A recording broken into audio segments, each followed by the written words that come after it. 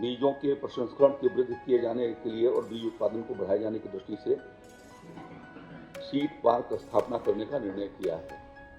यह उत्तर प्रदेश का पहला सीड पार्क होगा और ये भारत रत्न देश के पूर्व प्रधानमंत्री चौधरी चरण सिंह के नाम पर ये सीड पार्क जो है स्थापित किया जाएगा। आप अवगत हैं कि उत्तर प्रदेश के भीतर 165 लाख हेक्टेयर के भीतर हमारी खेती का काम होता है, फसल आच्छादन है, और दोनों फसलों को मिलाकर किया जाए तो 270 लाख हेक्टेयर के भीतर खेती होती है, जिसके लिए 70 लाख कुंटल यानी 7 लाख मेट्रिक टन बीज की आवश्यकता पड़ती है।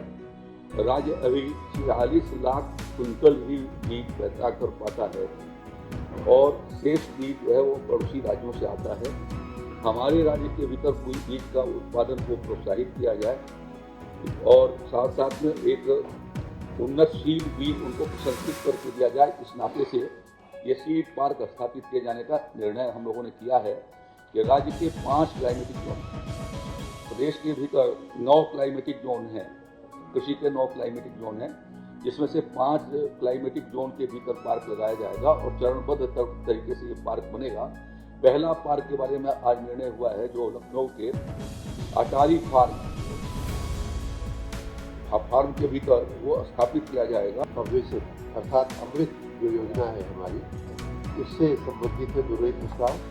ये योजना भारत सरकार ने 2016 से शुरू किया था, उन्हीं के समर्थन से उनकी भी आंशिक है के समर्थन से ये योजना चलती है और विशेष रूप से जलापूर्ति, सीवरेज, पार्क निर्माण और ग्रीन स्पेस की परियोजनाओं, पेयजल सहित ये योजना लागू पड़ती है नगरीय निकायों में।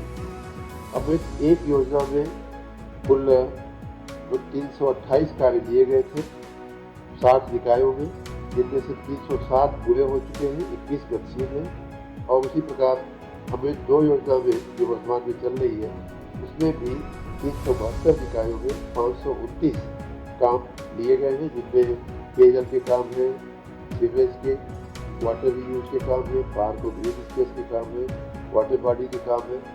एक अनुभव ये आया कि जो सर का पसीना जब माथे को आता है वो किसान है जो अपने दम पर फसल को उगाता है। आन है, बान है, शान है, किसान है। किसान इंडिया, चलेगा हल, बढ़ेगा बल।